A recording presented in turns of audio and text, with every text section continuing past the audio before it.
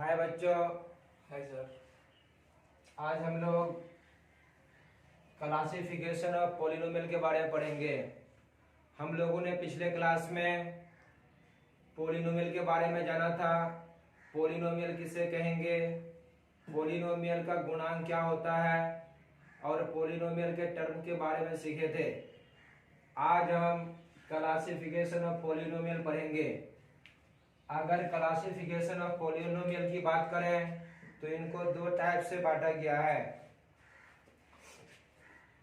एक टर्म के अकॉर्डिंग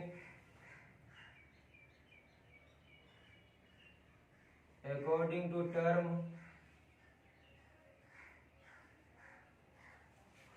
और दूसरा है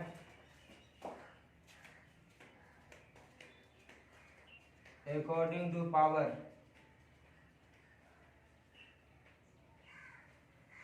हम लोगों ने बहुपद को दो तरह से बांटा है, एक टर्म के अकॉर्डिंग यानी पद के संख्या के अकॉर्डिंग और दूसरा पावर के अकॉर्डिंग। अगर हम लोग टर्म के अकॉर्डिंग बात करेंगे तो सबसे पहले होगा मेरा मोनोमियल।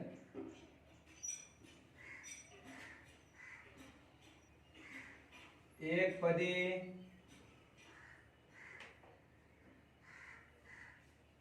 बहुपद अर्थात मोनोमियल। मोनोमियल उस बहुपद को कहेंगे जिसमें केवल एक ही पद हो। जिसमें केवल एक पद होगा उसे हम लोग एक पदी बहुपद कहेंगे। एग्जांपल देखें, अगर 3x - 6 y etc इस तरह के जो भी होंगे जिनमें केवल एक पद होगा उसे हम लोग एक पदी बहुपद कहेंगे। जैसे 3x एक पद है, -6 एक पद है, y एक पद है। इस तरह से जो भी होगा ये एक पदी बहुपद होगा।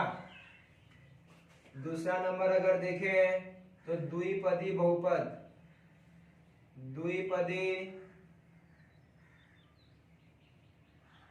बहुपद यानी binomial.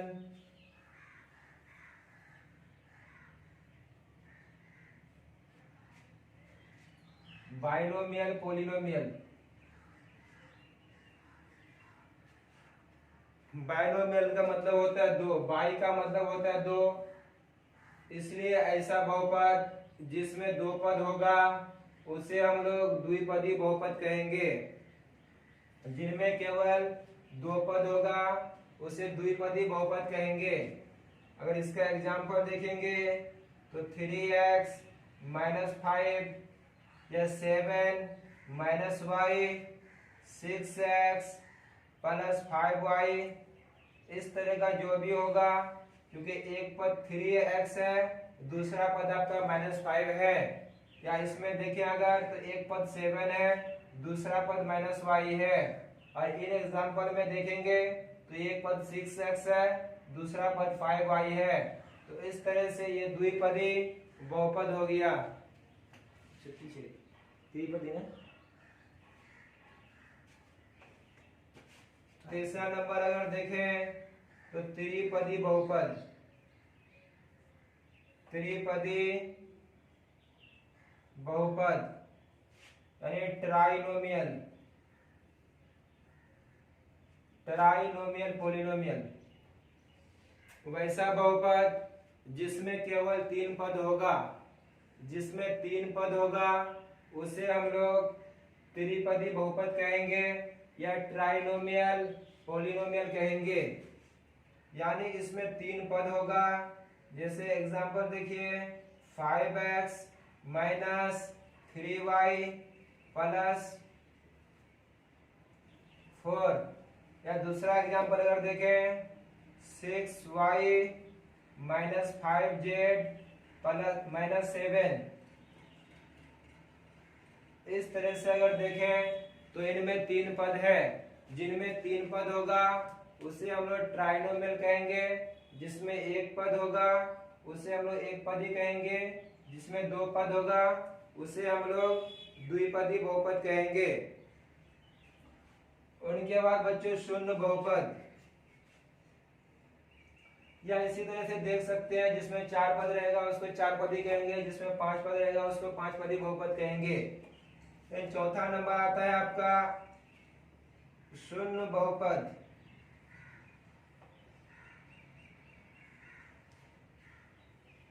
Zero polynomial.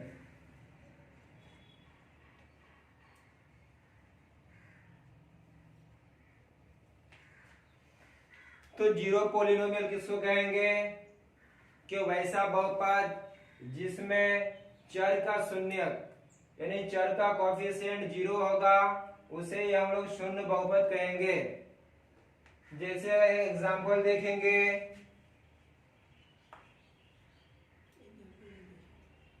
0x² plus 0y। अगर यहाँ पर देखेंगे 0x² तो 0 को जब x² से गुना करेंगे तो 0 आ जाएगा, और 0 को y से गुना करेंगे तो 0 आएगा। फाइनली अगर हम इसको देखेंगे तो अंततः 0 आएगा, इसलिए इसको जीरो बहुपद कहेंगे। नहीं दिखा दे।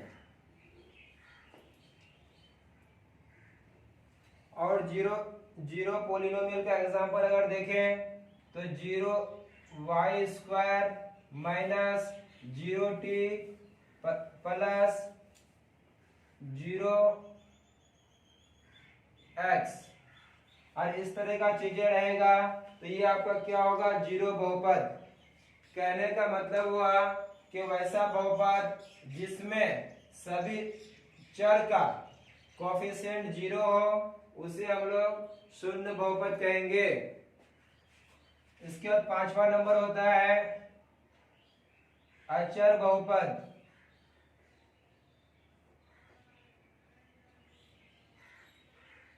अचर बहुपद यानी कांस्टेंट पोलिनोमियल।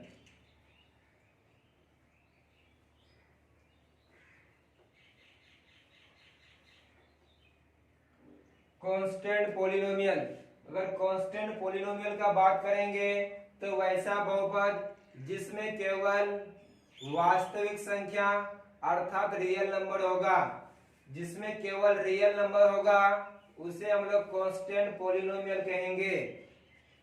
अगर एग्जांपल देखें इसका तो 3 - 5 √3 इस तरह का जो भी होगा आपका अचर बहुपद होगा। यानी अकॉर्डिंग टू टर्म अगर बात करें तो इतने टाइप्स का आपका अकॉर्डिंग टू टर्म के अकॉर्डिंग हो गया।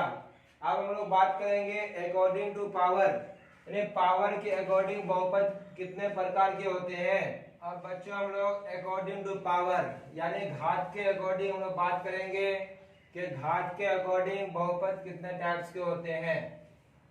तो सबसे पहला एक घाती बहुपद या रैखिक बहुपद। एक घाती बहुपद को ही हम लोग रैखिक बहुपद कहते हैं, यानी वैसा बहुपद जिसमें चर का मैक्सिमम पावर 1 होगा, जिसमें चर का मैक्सिमम पावर 1 होगा उसे हम लोग लीनियर पोलिनोमियल कहेंगे।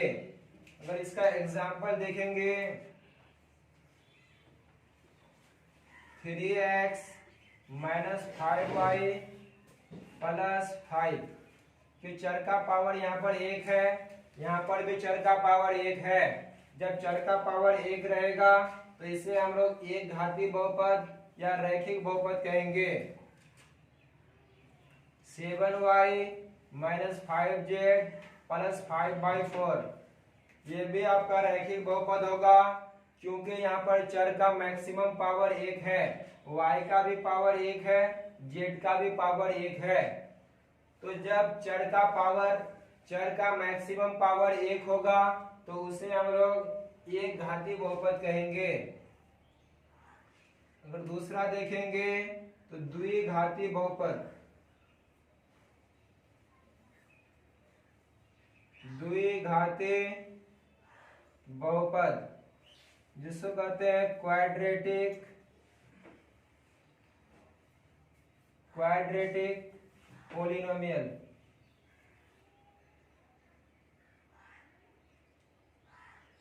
क्वाड्रेटिक पोलिनोमियल यानी द्विघातीय बहुपद। तो द्विघात बहुपद उसको कहेंगे जिसमें चर का मैक्सिमम पावर 2 होगा, उसे हम लोग द्विघात बहुपद कहेंगे। अगर इसका एग्जाम्पल देखेंगे, एग्जाम्पल होगा आपका 3x² या 5x² - 3 या 3y² - 3y + 5।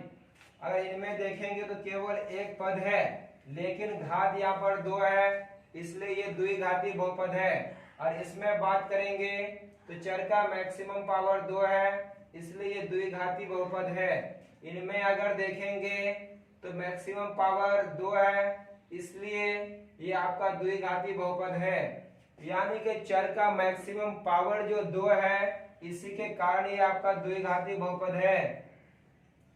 इसके बाद अगर बात करें त्रिघाती बहुपद,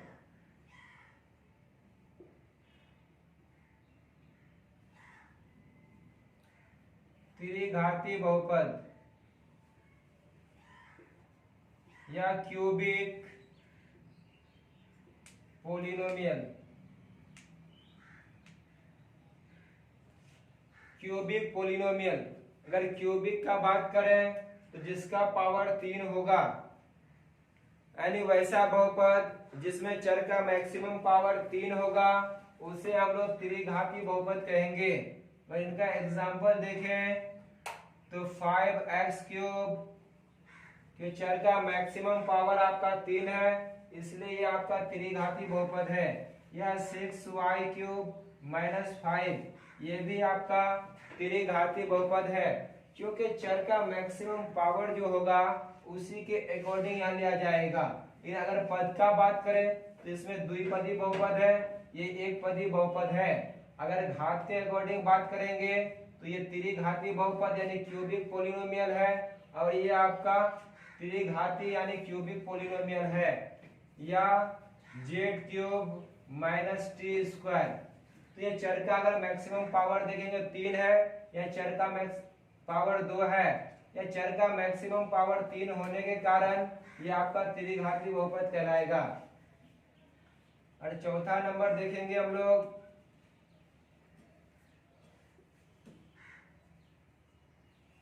चतुर्थ घाती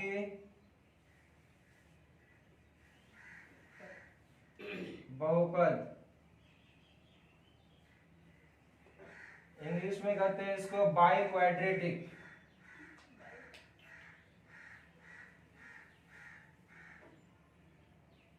बाइक्वाड्रेटिक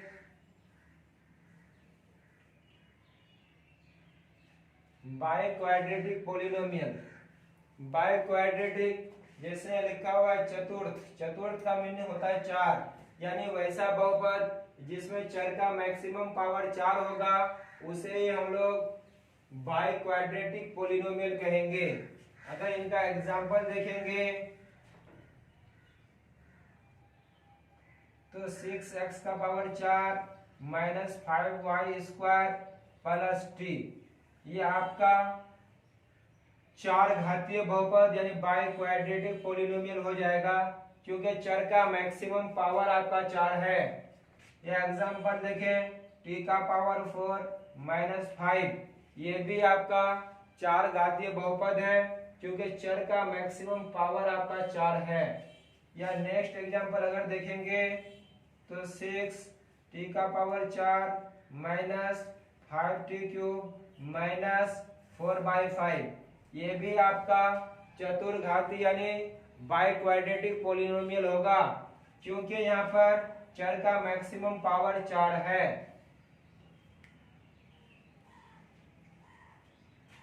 तो बच्चों, हम लोगों ने अकॉर्डिंग टू टर्म और अकॉर्डिंग टू पावर के हिसाब से क्लासिफिकेशन और पोलिनोमियल पढ़े। देखिए बच्चों, अब हम एक टॉपिक ले रहे हैं बहुपद का मान।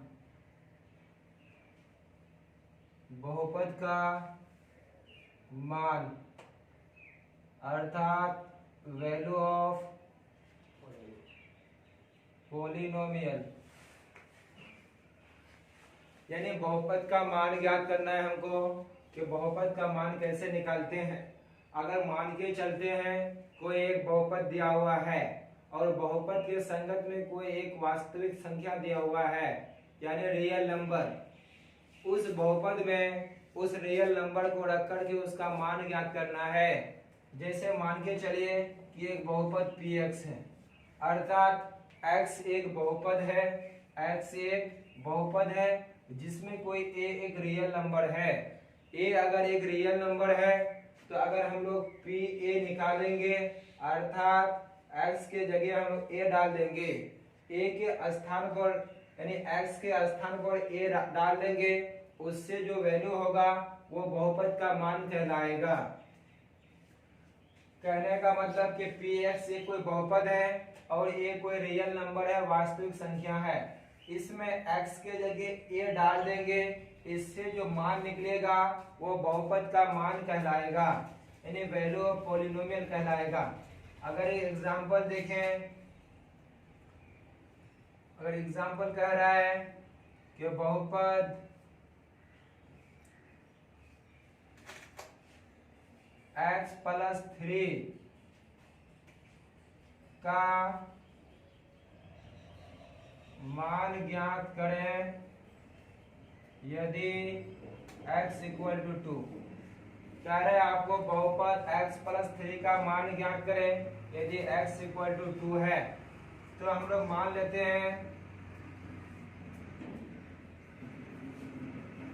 हम लोगों ने कक्षा 8 में 9th में पढ़ा है, 8 में भी पढ़ा है, बहुपद को हम लोग px से, qx से, gx से, rx से दर्शाते हैं।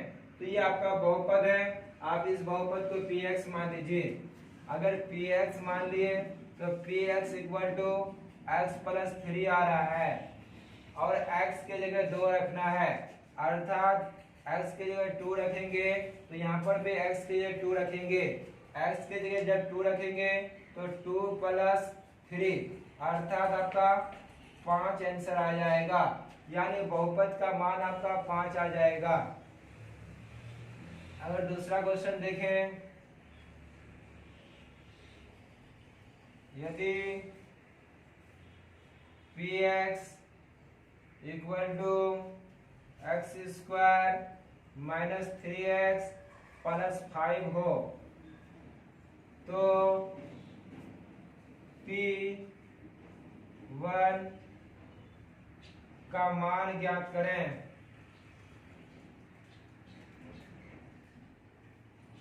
देखिए बच्चों, आपका दिया हुआ है बहुपद px दिया हुआ है x square minus 3x plus 5 और बहुपद देखें तो x square minus 3x plus 5 है।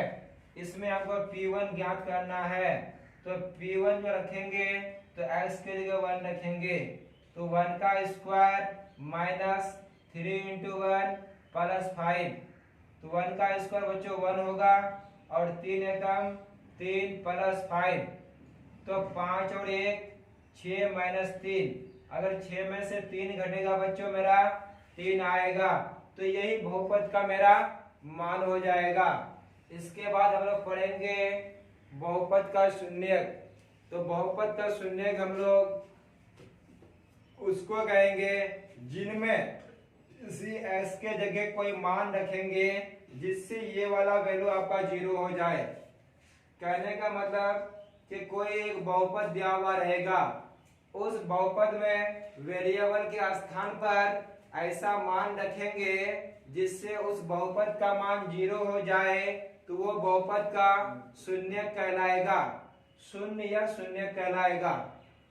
तो बच्चों शून्य और शून्यक दोनों एक ही चीज है। जैसे कि अगर हम एग्जांपल देखें,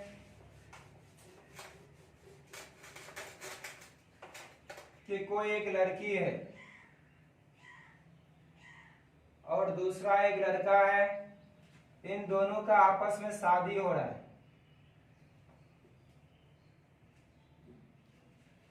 अगर दोनों का शादी होगा तो शाम के समय में क्या होगा बच्चों, विदाई होगा।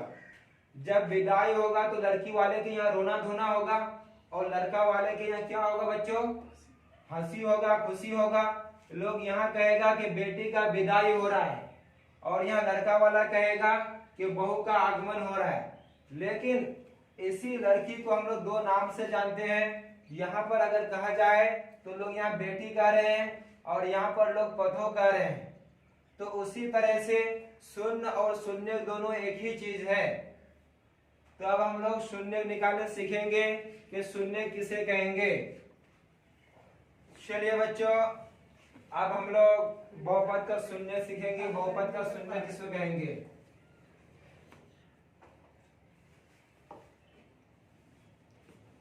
बहुपद का शून्य या शून्यक यानी जीरोस ऑफ अ पोलिनोमियल।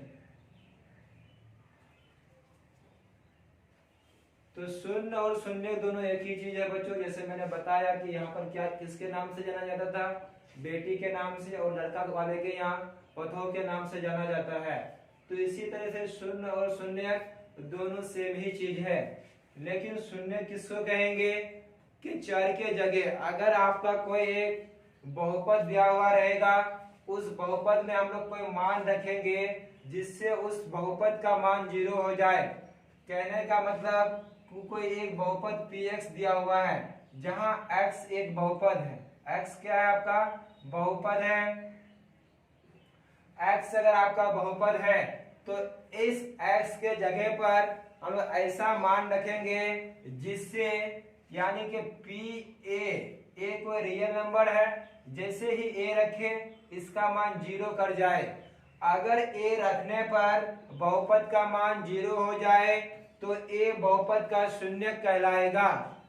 अगर एग्जाम्पल देखेंगे हम लोग, एक बहुपद आपका दिया हुआ है px equal to x minus 5। x minus 5 अगर हम लोग देखें ऐसे तो x के जगह अगर हम लोग 5 रख दें, इस x के जगह 5 रख दें, यहाँ पर -5, तो आपका क्या हो जाएगा बच्चों? 0 हो जाएगा। तो इससे क्या पता चल रहा है कि a का मान हम लोग 5 रख दें, यानी x के जगह पर अगर 5 रख देंगे तो इसका मान 0 अगर हो जाए तो यही 5 इस बहुपद का क्या कहलाएगा? शून्य कहलाएगा। अगर दूसरा एग्जांपल देखें, एक बहुपद दिया हुआ है आपको, बहुपद दिया हुआ है 3x माइनस 5। अगर 3x माइनस 5 का आपको शून्य निकालने कह रहा है कि भाई 3x माइनस 5 का शून्य क्या होगा, तो हम लोगों ने 9th क्लास में पढ़ा था ax प्लस b के फॉर्म में कोई अगर बहुपद रहेगा तो इसका शून्य निकालने के लिए इसी बहुपद को हम लोग क्या मान लेते थे? 0 मान लेते थे कि let ax plus b equal to 0, और ax इक्वल टू करते थे माइनस b, और x equal to minus b by a होता था मेरा बहुपद का शून्य। तो बहुपद का शून्य निकालने के लिए इसमें देखेंगे हम लोग, तो यहाँ से 3 कटना चाहिए। 3 कटने का मतलब हम इसको क्या कर लेंगे? Let 3x minus 5 equal to 0, 3x equal to 5 और x equal to 5 by 3। 5 by 3 क्यों होगा? क्योंकि 3 को अगर देखें लेफ्ट हैंड साइड यानी बाएं तरफ, तो ये x के साथ गुणांक में है। तो एक साइड अगर गुणांक में रहेगा तो दूसरे साइड वो भाग में चले जाएगा। तो इधर गुणा में है इसलिए ये इधर भाग में चले जाएगा। अगर दूसरा एग्जांपल फिर देखें, एक बहुपद है आपका px equal to x minus 7। तो इस x के जगह हम लोग क्या रखेंगे जिससे इसका मान 0 हो जाए? तो अगर इससे देखेंगे तो इसी को हम लेट कर लेंगे, let x minus 7 equal to 0, तो x इक्वल टू 7, अर्थात x के जगह अगर हम लोग 7 रखेंगे तो इसका मान 0 हो जाएगा। अब हम लोग देखते हैं बच्चों नेक्स्ट, आपका कोई ग्राफ खींचा हुआ रहेगा और द्विघात बहुपद का आपका ग्राफ खींचा रहेगा, तो उसमें आपको कहेगा बच्चों ग्राफ को देखकर बताना है कि इस ग्राफ में कितना शून्यक है। अगर ग्राफ दिया हुआ रहेगा, ग्राफ को देखकर बताना है आपको कि इस ग्राफ में कितना शून्य है। एक एग्जांपल देखते हैं। ये आपका एक्स एक्सिस है और ये आपका वाई एक्सिस है। तो एक ग्राफ खींचा गया है जो आपका ऐसे चले गया है। इस ग्राफ को देख के आपको बताना है कि इस ग्राफ से कितना शून्य है या कितना हल है। आपको ग्राफ को देखकर चाहे तो शून्य पूछेगा कि शून्य कितना है, या इस ग्राफ को देखकर बताइए कितना हल है। तो हल ज्ञात करने के लिए हम लोग ग्राफ को देखते हैं और ग्राफ को देखने के साथ साथ वो जो आलेख गया है उस आलेख को गौर से देखेंगे कि एक्स एक्सिस पर कितना बार कटा है।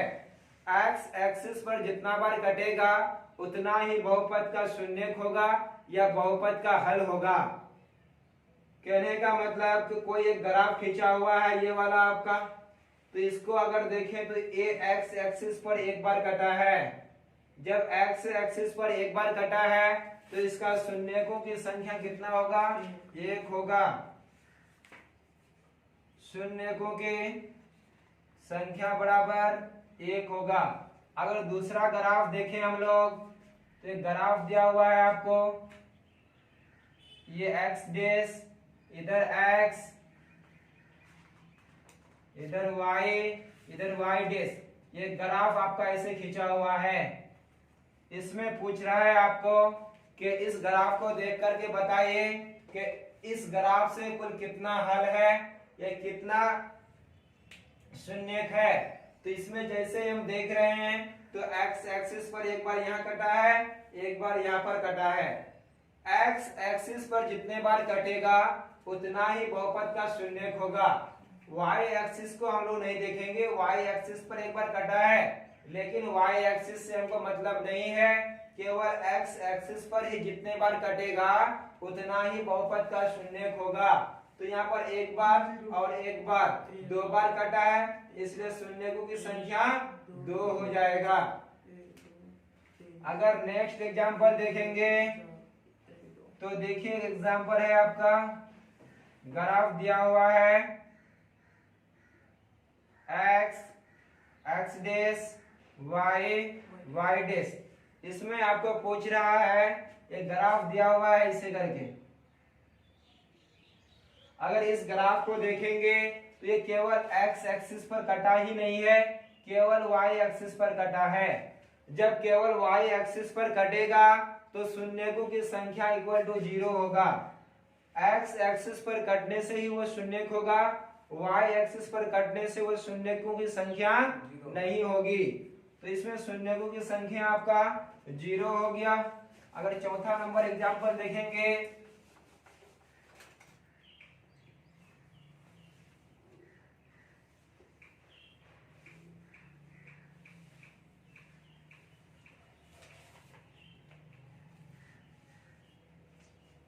इस ग्राफ को अगर देखेंगे तो एक बार इस जगह कटा है, एक बार ये वाला पॉइंट, एक बार ये वाला पॉइंट, तो टोटल 3 बार एक्स एक्सिस पर कटा है, इसलिए इस बहुपद का शून्यक इक्वल टू 3 होगा।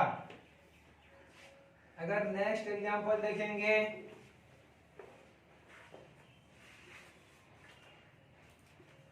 एक्स एक्सिस, ये वाई एक्सिस, इसमें पूछेगा अगर आपको कितना हल है।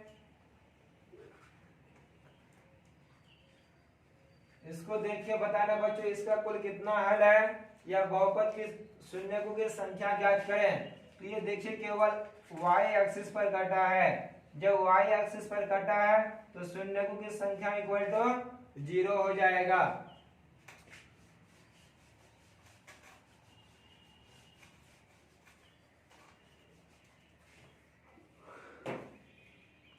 लास्ट एग्जांपल देखते हैं हम लोग।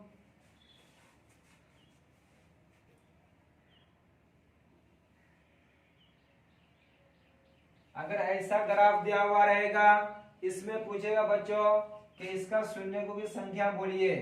तो इसमें अगर हम लोग गौर से देखते हैं तो केवल y एक्सिस पर कटा है। y एक्सिस पर काटने के कारण इसका शून्यकों की संख्या 0 हो जाएगा। अगर फिर नेक्स्ट एग्जांपल देखेंगे,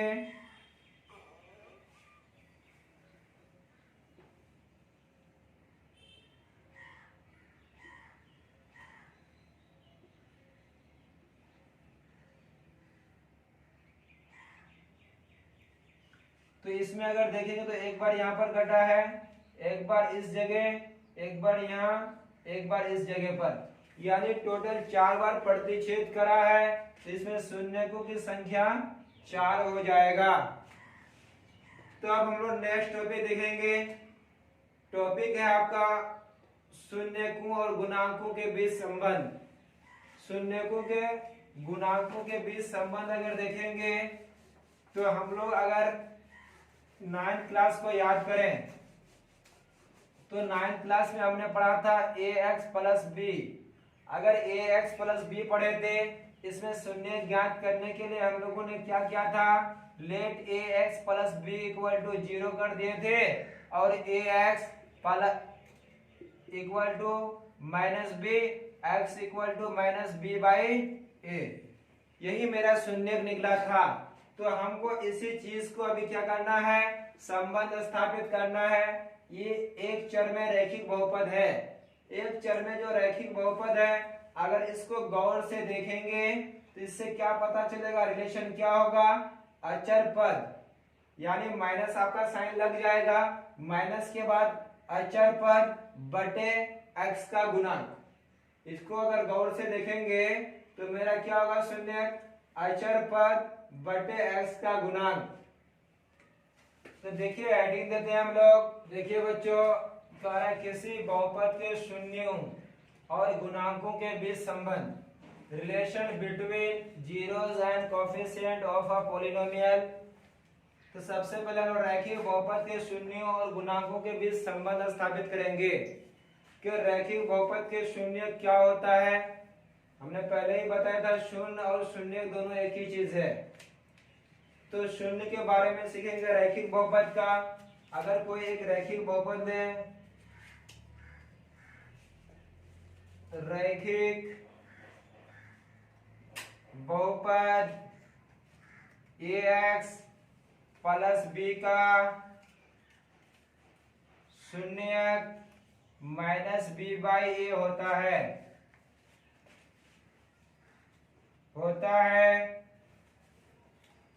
जो हमें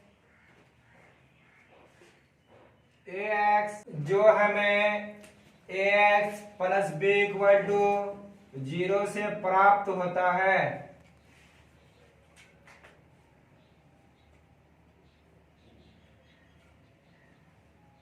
अर्थात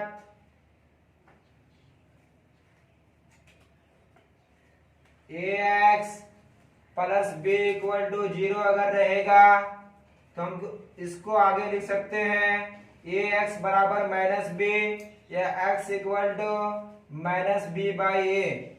अगर इसमें संबंध का बात करेंगे तो संबंध क्या हो रहा है मेरा, माइनस अचर पद बटे x का गुणांक। यही मेरा क्या हुआ बच्चों, रैखिक बहुपद के शून्यकों के बीच संबंध।